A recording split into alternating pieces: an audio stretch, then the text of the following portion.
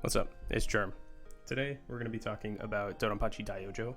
I recently got the Black Label 1cc after about 2.5 months of playing the game. I don't want to say sporadically, it was consistently, but it was not like a super omega, like 6-hour stay kind of grind or anything like that, just plucking away at it. And I have some thoughts about the conversation of the game being lauded as a masterpiece or as the kind of like pinnacle of shmup design that it's often referred to as. So I wanted to talk about the process of actually getting the 1cc, and also I wanted to discuss some of my critiques of the game's systems. I will talk about some of the things that I liked about the game as well. I wouldn't look to this video as really a guide to the game because I don't think what I did was particularly guide worthy. If you want to find a guide, go look up like Pan's Guide or something like that. But if you'd like to kind of engage in the discourse surrounding DOJ and what it means to truly be a masterpiece, what it means to do something great within the realm of shmups, stick around. We got some stuff to say. In the background, we're going to be listening to the Toho Artificial Dream and Arcadia soundtrack. Go play it. It's an awesome dungeon crawler. So starting off, this is a death into a reset, aka where all of my shmups begin. Stage 1 in DaiOuJou is kind of its exemplar of what it wants you to do within the game. It wants you to chain. It wants you to have this kind of rock solid route. It wants you to collect bees. I would say this is where my interest in the game can already begin to fade because I do not like chaining systems. And if you think, well, you're not going to have a lot of good things to say about a game that's built around its chaining systems. There's quite a few games that have scoring systems that I didn't engage in, that I also found the game itself to be very engaging. And it's the fact that you are required to engage in some form of chaining unless you're incredibly skilled. All of this can be said with the caveat of, like, if you're incredibly skilled, obviously you can just, route your way through the entire game and never get hit, yada, yada, yada. But if you're at that interim point between completely mastering the game and needing every extend possible to get the clear, you're going to have to engage in the chaining system. And I think this game is, for lack of a less poetic phrase, it's bound in chains. You are expected to want to go on the path set out for you by Cave, and there is a lot of wiggle room. Along the way, I realized there is quite a bit more wiggle room in the game than I was initially expecting, that I had felt when I had gotten some resistance. I think the expectation of chaining and your enjoyment with the game lives and dies and is bound to the chaining system itself. I'm going to do a quick pause before we go into the boss. As you're skating through this first stage, you have to collect. There's 10 bees per stage, and you need, if you collect all 10 bees, the subsequent bees in subsequent stages double in value, or it's like times 2, times 3. I don't know. I'm not fully versed in how it plays out, but the expectation is that you have to then kind of have you have like a perfect stage 1. If you want to have a good run, you need a perfect stage 1. Not saying that that's a bad thing.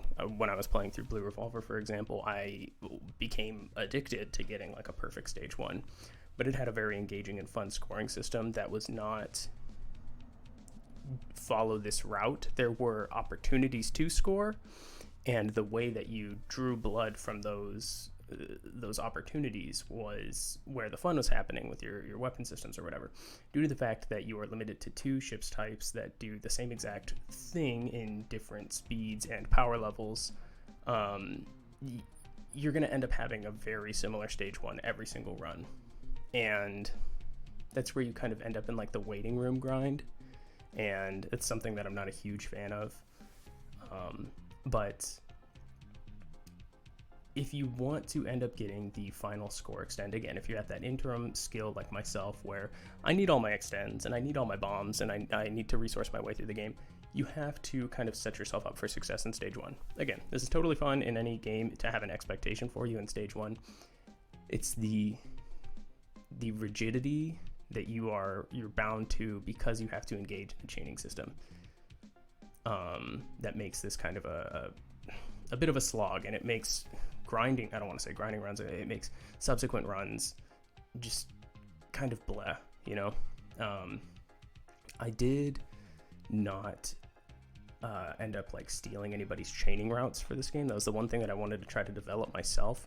There were quite a few strats that I was pulling from other players, but specifically chaining routes I wanted to do myself because I think I ended up wanting to see why this game was so well regarded, and I didn't want to leave much room for, oh, you didn't try hard enough to enjoy it. So I did, if the thing that the game wants you to do is chain, I wanted to build that myself. I worked out every chain that I did in here. I worked them out myself, and kind of strategically placed them and opportunistically grabbed them so that I could get as many points as possible to get that final extend. I noticed early on though that I wasn't having such an enjoyable experience, and I think part of that is stage 1 of this game, stage 1 of DOJ, and stage 2 as well. It really makes me sort of dislike the game as a whole. I think it forces a certain play style, and it's kind of a testament to how you end up playing most of the game, except for a good section of stage 4 and almost the entirety of stage 5. It is indicative of the game as a whole, where there is a route, there is an expectation, there is a chain, and you are bound to this. And unless you are enjoying that binding, you're not going to be having as much fun as you could in another game with a bit more wiggle room. Stage 1 boss, though, let's take a look at. I do like stage 1 boss quite a bit. It's, random scattered bullets and a quick little, aimed volley, followed by these 2 little splats of random bullets, and then an aimed shot and a small, it's like kind of a surgical boss where it's showing like, here's 2 complications, here's 2 complications, here's 2 complications, here's 2 complications, now the fight's over.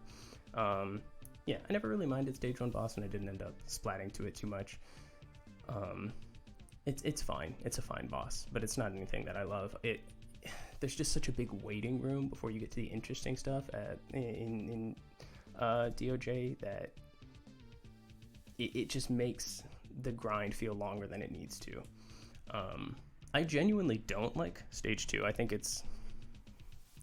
I don't like it as a whole, probably because it's just random or just difficult enough that after getting lulled into the sense of security of just gliding your way through stage 1, you're gonna tumble a bunch of runs because you're not engaged.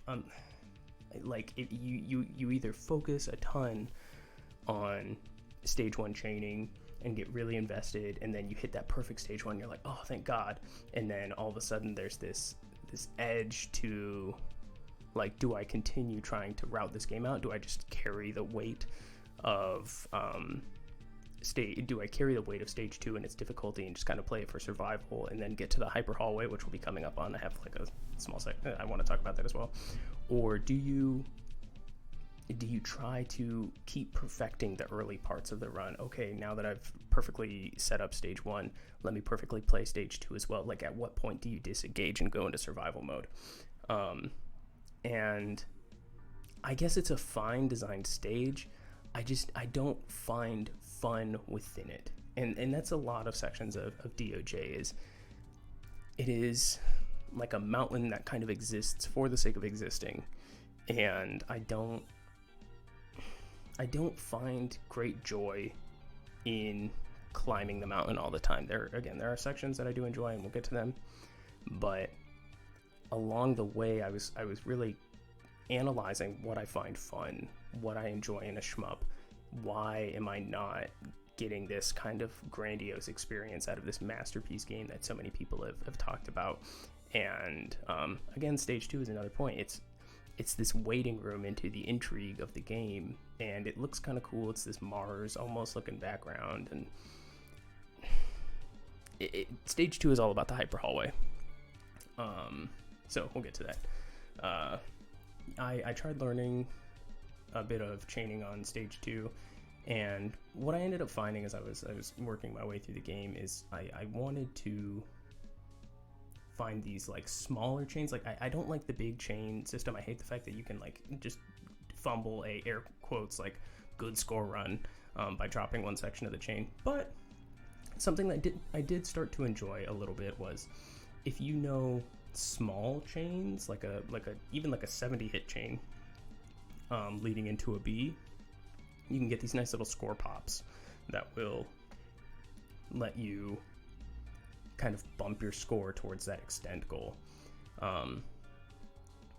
And when I was looking for opportunities to do that in stage 2, where there were these kind of like friendly chains that I could quickly capitalize on, the ones that are there, again, I don't find them fun. They're rigid. Getting the chains feels so rigid, and it's like you're enjoying this because it's crafted. You like this walk through the garden because we made it, not because it's beautiful. Stage 2 mid is kind of like a repeat almost in a lot of ways of some of the themes of stage 1 boss. Like this is like half of a stage 1 boss in a way, but the random patterns are a little more tight. The hyper hallway, I feel like if you want to go for a survival clear, one, you should use type B shot, and just take advantage of the fact that you got tons of screen coverage and a bajillion bombs. And two, you got to learn the hyper hallway. You have to get the higher value Bs so that you can, by getting all of the Bs in stage 1, and then you want to hit a fat chain in the hyper hallway in stage 2, and then collect a bunch of Bs along the way. And that'll get you over that point of needing to be able to, or of having enough score to, and I missed that B right there. That'll get you over the hump of being able to get all the extends and actually kind of like resource your way through the difficult portions of the game. Again, it's I would compare it, because I'm coming off the back of Garega, right? Battle Garega has, at this point in Garega, I'm fully in, we are out of the opening in chess, and we have made a move that no other player has made at any point in their life. Like, I've already done flamingos, and I've, I'm making a decision on if I want to SD on Madball 2, and I've kind of like seen, oh, maybe I accidentally picked up an option, or I missed an option, or something like that. Like, the run has developed into something of its own. At this point in DOJ, I either have done the hyper hallway or I have not, and my run is just that binary. A good stage 1 with all the Bs is a must. There's no ifs, ands, or buts. A reasonable run has at this point done the hyper hallway, hopefully gotten the first score extend, and is now bound. It's chain bound to, okay, this is the outcome. Like, from here, the run is starting to start. Stage 2 boss, I don't have too much to say about its design, because I think it's a lesson you need to learn, where I think it's time to start spending resources, because I just want to be in stage 3, or I just want to be in stage 4. I don't want to enjoy the feeling of playing this boss. I think during the cave tier list with Chin Up and Octane, they were talking about like the dodge feel in DOJ. Initially I was experiencing that, but after setting up some good scan lines and getting input lag like set up as much as possible, and spending some time just trying to feel where my hitbox was, I'm okay with the dodge feel in this game. But the crisscross patterns here don't feel like they're meant to be dodged. To me, they are encouraging you to either spend some resources and pound your way through them so that you can get to the consistent part, which is this last pattern, or kind of just gamble on the odd angles that they create.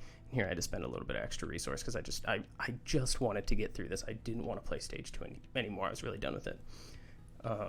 So I'm trying to capture the sort of binding sensation of playing DOJ, where you've done this really good stage 1, you've hit the stage 2 hallway. After all of that, which is executionally intensive, but in my mind not interesting, you go into stage 3, which is a memo stage. You have now done a chain bound first 2 stages, and you can give up on like collecting bees at this point. You're probably going to be on pace to get the score extend as needed if you accidentally collect a couple of bees along the way or hit a good hyper. All of a sudden, your agency is taken away, and going into stage 3 with anything other than your rock solid route, you lose. I don't know, all of a sudden you're spending way too much mental energy. Like, the efficient way to get through it and have the mental energy to get through the more difficult parts of like stage 4 and stage 5, you have to follow this route to keep it low, mentally taxing.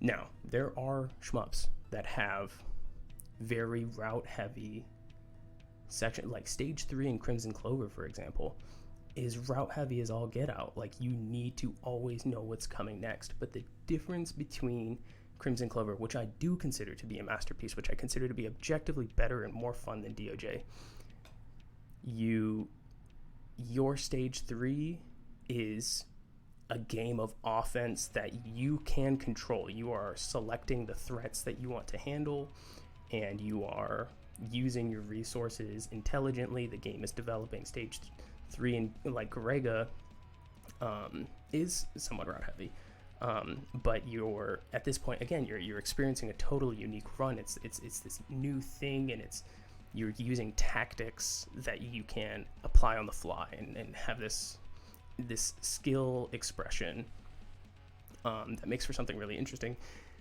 In stage 3, you are running your route. You are running the same exact decisions every single time. And deviating from that is not even deviating.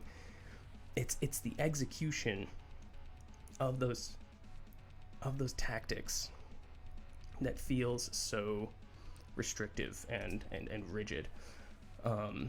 So I don't know. I love the music. Like the things that I do love about the game, I do quite like how it looks.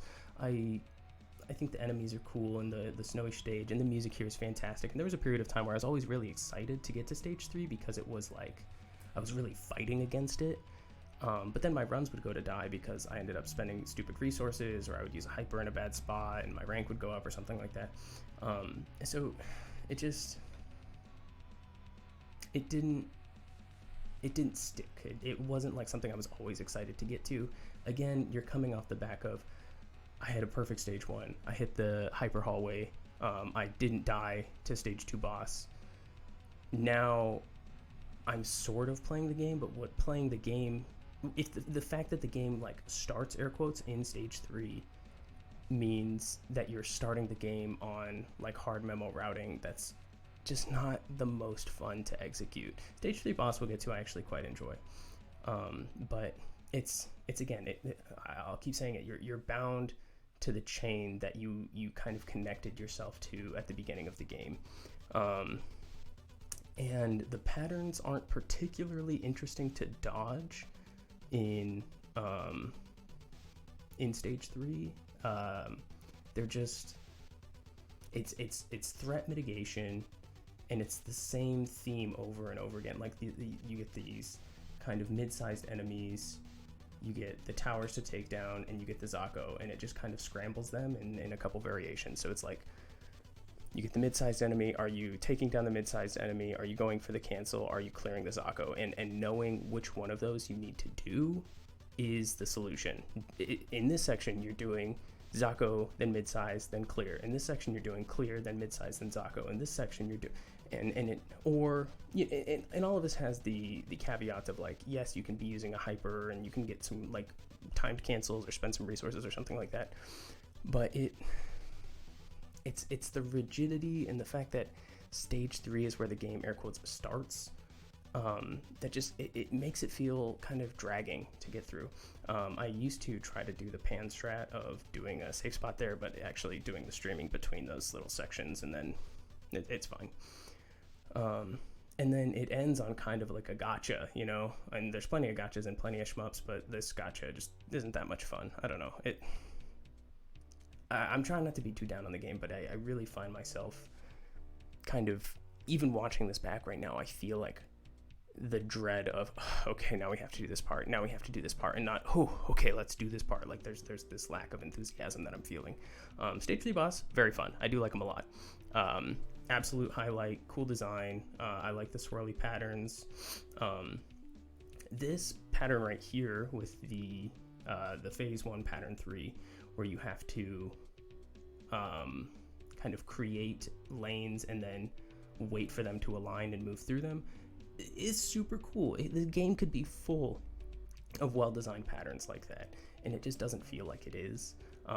Like that is something that it is like a combination of routing and then skill expression. You're like, okay, I have done the routing of making sure that the bullets are drifting in the right spot, but you have to make the call at the last second of which lane you're going to be popping through. That's super fun. That's really cool. That's like where shmups, to me, have their coolest moments of design. Crimson Clover is full of stuff like that, where you have this set solution, but the execution of it will still require skill in the moment. I really like that.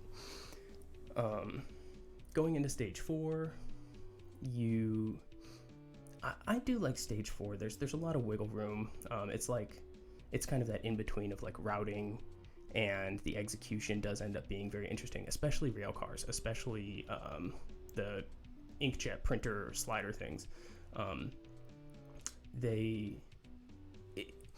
This is a good example of what you can do with the same threat in multiple ways. So you're always handling these side turrets, Zako, or and moving from the left to the right side of the screen, or the little trucks that move across the middle bridges.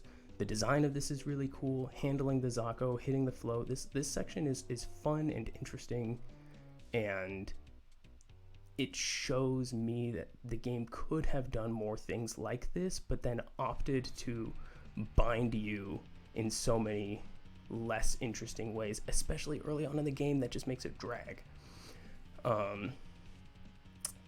I'll take a brief aside to talk about the rail section coming up right here, or rail cars. I do think this is one of the most fun sections. Again, despite the fact that it is something that you memorize, the execution of it will always be a little bit different.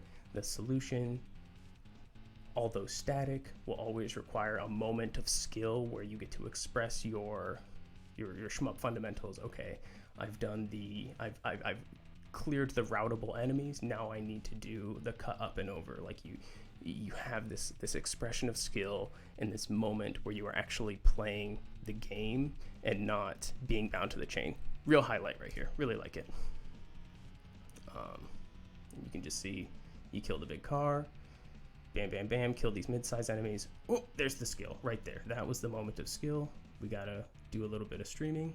Find that spot. Find that spot. Oh, I'm getting cornered. We're going up and over. There's the skill. It's not that close encounters make shmups, although that does, add a lot of intrigue. It's that being put into a situation where the solution is interesting and fulfilling to pull off is something that I think the game lacks in the first 3 stages. And so learning this section is super fun. It's something that I really enjoyed during the game. Here's another good example. We are going to get, it's so clear what the game wants you to do and what the threat is here. We're going to have aimed bullet volleys. We're going to have small, semi-random bullets coming at you, and then we're going to form these vertical walls with these mid-sized enemies. Do you target the mid-sized enemies? Do you try to push forward on the screen to create screen space so that you can move around the streamed bullet or the aimed bullets? Do you do... There's more opportunity to play here than so many things that have come up to this point. This is a really cool section, and I mess it up because although I know what to do, I wasn't able to make the right decision at the last point. So you'll see right here, when I'm in the middle of the screen, I have the walls to either side of me. The right decision was to move up and to the left. I did not read the screen correctly, and I'm punished for it. I move up and to the right, and I get walled. Interesting. That is interesting gameplay.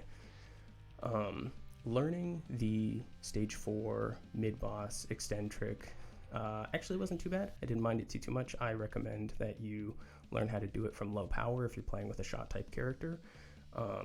And it's a good example of like, yeah, you need a solid route or some resources or something like that, because the shell casings, I think, are random.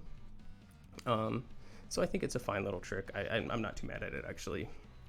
And it's very satisfying to pull it off, like every single time. Even if you get it right 10 times in a row, it's still interesting.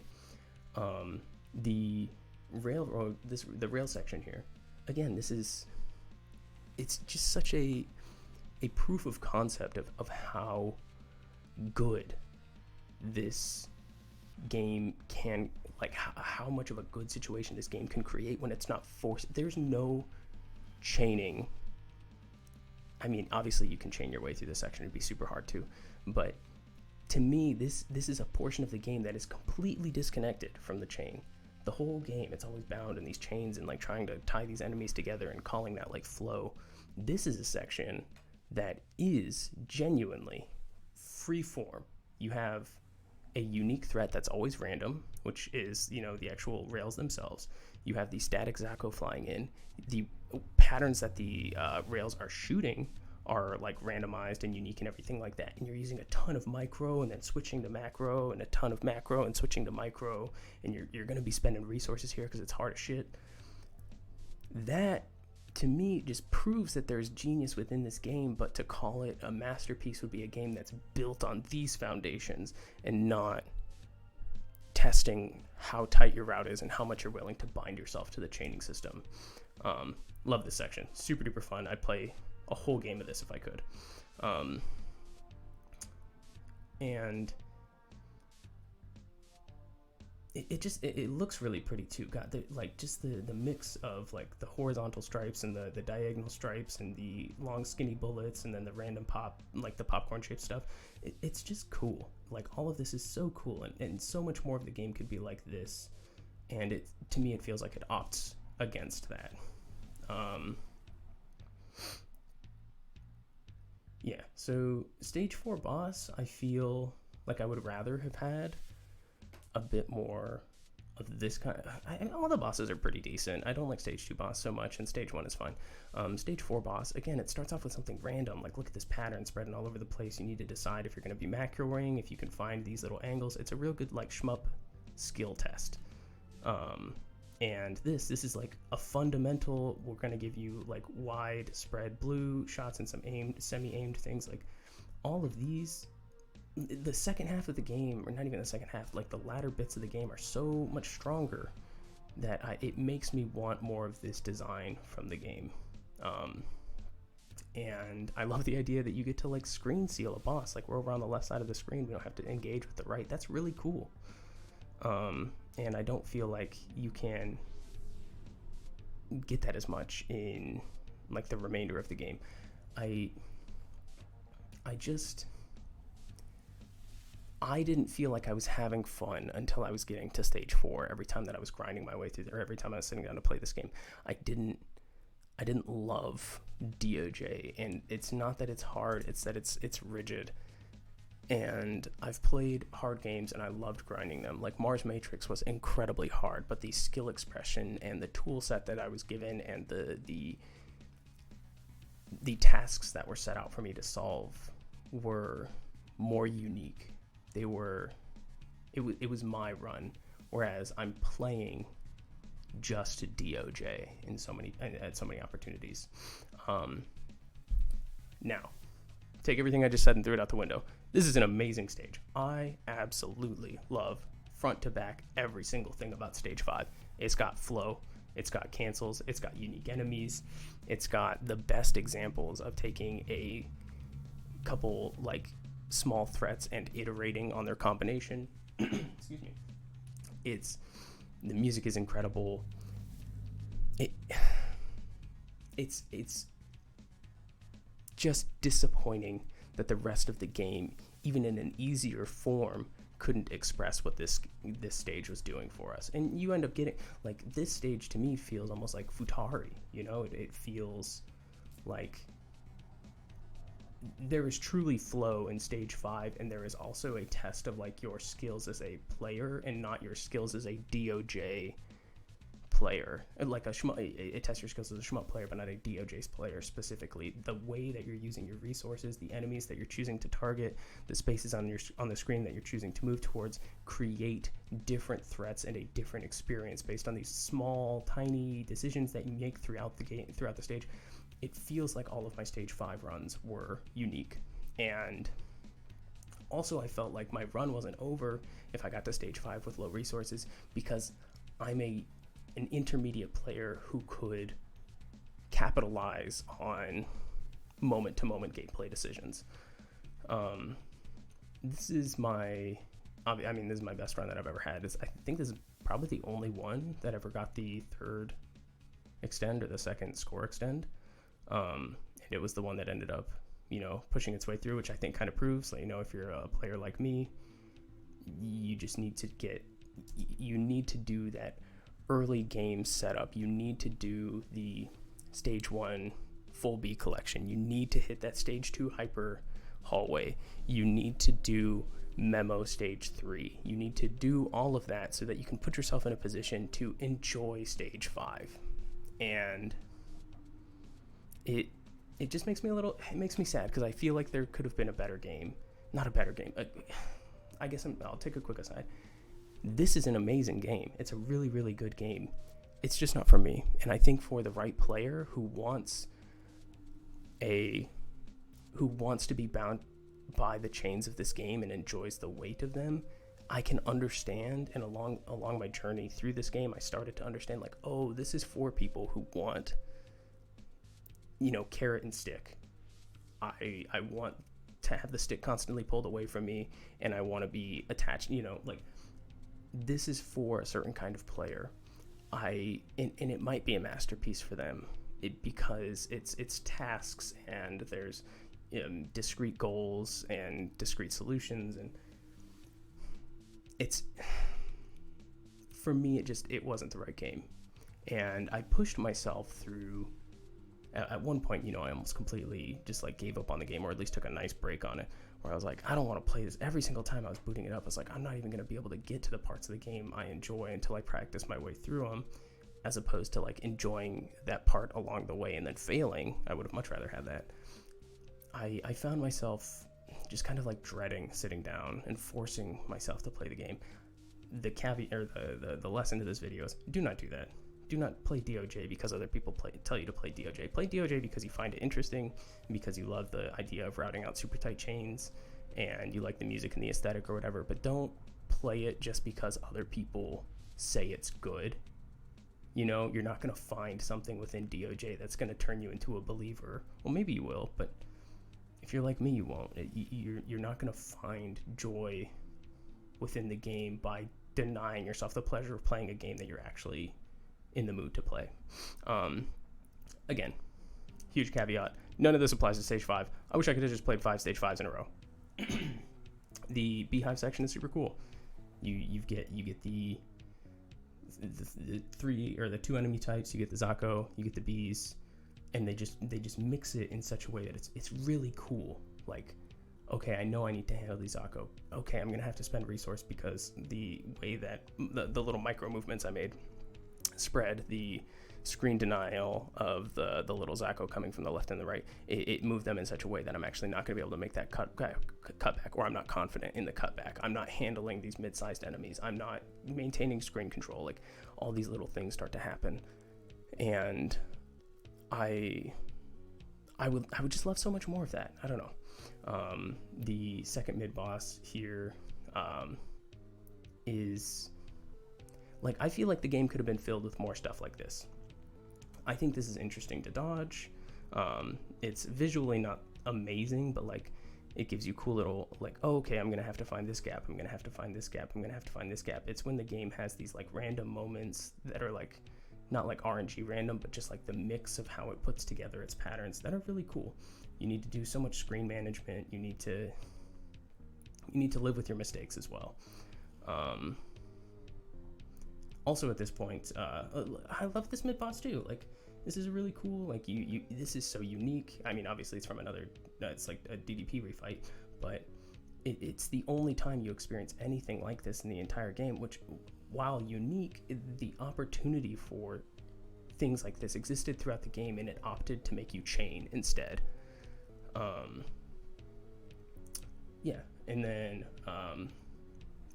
when it came to the time for the actual clear, I did in fact just lock the F in, and I was able to use my skills as a player and my ability to read the screen and my resource management and my knowledge of the stage to my advantage, and not like a route. If you, I think it was Snoop maybe on the Shmup Junkie Discord, who was just like, this was 11 out of 10 dodging, but like 1 out of 10 routing. And I'm like, yeah, that was like, this is what I was enjoying.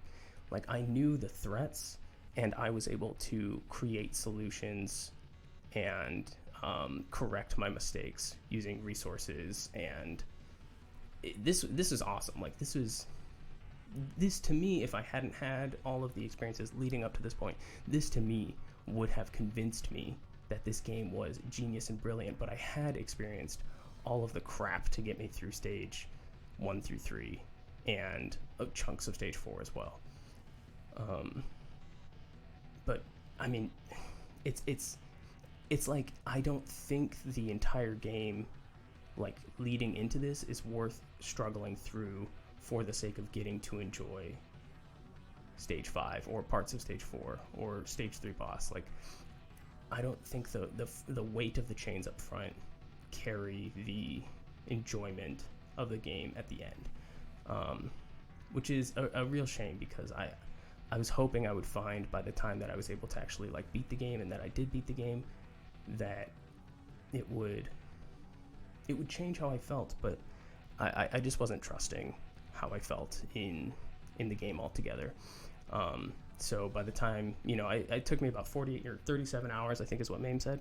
By the time I got to this boss and I pulled together a decent enough run, I was just done with it. And each one of these bombs, I was just saying, fuck you. Every single time I pressed it, I went, fuck you, I'm done with it. Fuck you, over and over again. I was just done with the game. I wasn't enjoying it anymore. And I was ready to just put the shit in the dirt. Yeah, so I guess I know a lot of this came across as very negative. I do want to once again say, like, the game is leagues better than, by nature of being a good shmup, it is, by nature of being a decent shmup, it is better than 80% of the chaff, 90% and 95% of all these. There's so many crappy games that are out there, so many poor gaming experiences. It's just better. It's masterful in compared to them. But among shmups, among what I consider to be true masterpieces of game design within the shmup sphere, I don't feel that DOJ deserves a spot. It is a game that is bound to the systems and rules it creates, and as a player, if you don't agree to those, you won't find something within the game that's going to make it live up to the hype. And I also don't think you should play a game because of hype. This game, definitely learned my lesson with this one. You can find, if unless you are genuinely enjoying a game as you're doing it, and you're feeling compelled, like, don't play a game just because other people say it's good, or even great. It's not worth it. I'm glad I did the clear. I did have some highlights, but I don't feel like I got better as a player. I feel like I got better at just DOJ. and that makes me a little sad. I was really hoping to get this clear done before 2026 started, but it bled into 2026 a little bit.